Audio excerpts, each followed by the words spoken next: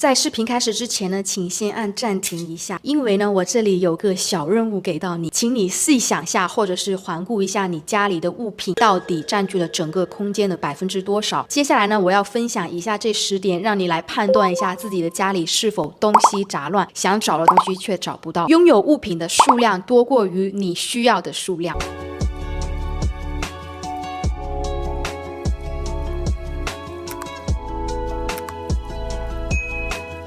第一点呢，就是你每天花时间做家务打扫家里，有没有感觉到越整理东西反增未减，特别打扫完之后第二天又恢复原样，那正是因为打扫完之后你缺少了对家里维持整洁的这个行为。如果你发现自己每天投入大量时间去清理，并且你感到打扫这个活对你来说是一个非常有压力非常烦躁的事情，这就说明了你家里的东西太多，导致你没有办法有效的去整理。我一直都坚定，你焦虑症取决于生活环境，生活里越乱，你就会越感到焦虑。有些人严重到了会影响他们的心理健康。我们每个人可能都会有这样的心理，每次感到疲惫、焦虑、烦躁的时候，当你踏进门看到家里那么乱的时候，心里一定是在想，哎，家里为什么那么乱？我又要花时间去做家务了，真的是不想起身去打扫，我只想躺平在沙发上。你在给自己的生活增加了无形的压力，那这种双重的压力会让你越来越无力，只想瘫在这乱糟糟的家里。爱囤货这个行为呢没有错，我自己也会囤货，但我会囤适当的数量，加上我搬家次数频繁，不适合囤太多的物品。如果你是个爱囤货，并且又是个需要看到有满满囤货才能感觉到有安全感的这么一个人，你会通过囤货的这个行为去弥补对于物品匮乏而产生焦虑的心理。但是当这种行为变得过于频繁，或者是囤的数量过多之后呢，就可能导致你生活上因为物品过多而产生的负担。我们曾经呢都会在年底领了奖金升职，或者是遇到了任何人生大事的时候，为了奖励自己去购买平时舍不得买价格又偏贵的东西，买完它之后呢，你就会有一种达到了成就感的那种心态。而购物呢变成了实现你成就感和人生大事的这么一个标准性的选择，就是说你每次一有什么大事或者是心情不好，当下默认的选择就是去购物，去买。通过这样的行为呢，去释放任何好和坏的心情，偶尔买那么1、2次是没有问题啦，但是千万不要过多依赖，到最后呢就会变成你随便找个借口，就是为了实现你想购物想买的心情。当你去超市买菜去商场购物的时候呢，事先列出一份清单是有多重要。如果你没有这样的习惯呢，你就会像个无头苍蝇，迷失在挂着满满都是打折促销的活动商品里。本来呢你是想来买1箱牛奶、几包蔬菜和2盒鸡蛋，结果购物车里面莫名其妙的多出了几箱刚好在打折的饮料，买2送1的薯片，最后买回来的东西呢超过原本你要买的数量。任何形式的买东西之前呢，最好都要有目的性的购物和明确的清单，而且最重要的是一定要少停留在货架前面，因为你多1分钟你就会多一个想要买其他东西的心理。我自己身为一个有洁癖爱整洁的人，最怕的就是去拜访那些东西乱放乱扔毫无整理秩序的朋友家，因为当我们在舒适圈里面待久了之后呢，其实就不觉得家里东西很多。如果这个时候呢你身边有2、3个人提起你家里真的是太乱了，这个时候你一定要相信他们，因为你家里真的是需要收拾了。偶尔有的时候你身边的朋友或者是父母时不时来你家里搞个大惊喜，你家里要是太乱东西太多，尴尬的不仅是你，而是你身边的人，因为他们都不知道是否该来还是不该来。我认为最快能让家里变得乱糟糟，东西没有摆放秩序的唯一办法，就是物品用完之后没有物归原位。用完一个杯子洗完后立马放回柜子里，换洗完的衣服立马放在脏衣篓里或者是洗衣机，这些只需要花你10秒钟的时间。假如因为你懒不想多花这10秒钟让物品物归原位，而是选择随手乱放在一个不属于它的区域里，越到后面呢，你可能要花几个小时甚至是1天的时间去收拾家里和摆放这些物品。你家里东西越多呢，就会越容易忘记这件衣服放哪儿了，那条项链放哪儿了，帽子到底放在哪个柜子里面了。在需要这件物品的时候呢，每次都要花几分钟时间才能找出来。假如你没有一个固定的位置去置放不同类别的物品，当你要找起来的时候是没有任何头绪的。物品过多，你也记不住这个柜子里面到底放了哪些东西，这个抽屉里面到底放了多少个盒子。有多少人在出了门锁了门之后突然想起来，哎呀好像忘记带了点什么东西，又急匆匆的跑回家拿，回到家之后呢还不能准确找出你要的东西放在哪。在前面一点呢我有提到过，家里的东西过多呢，你没有办法记住每个物品的具体位置，你出门频繁忘记拿东西呢，会造成接下来的行程你没有办法准时到达，还会影响了了行程的整个流畅性。那最后一点，如何判断你家里拥有太多东西呢？就是你出门旅行打包永远是个 overpacker， 带的物品数量呢永远大过于你真正会穿到和用到的。有些人出行呢就会焦虑：一，不想穿重复的衣服拍照；二是想穿它有更多的搭配性；三是对未知环境的不确定性。这样往往在打包行李的时候呢会失去控制，很容易一个不小心就打包过多的东西。我不想说有这些想法是错误的，但我们都要认清一个现实，就是旅行主打的就是去体验，尽量在行李重量上做到越轻越好，物品的负担越小越好。如果你们觉得这期视频对你们有帮助，或者有想要补充的点，欢迎在下面留言，不要忘记关注和点赞我的频道，是对我最大支持。那我们下周五再见，拜拜。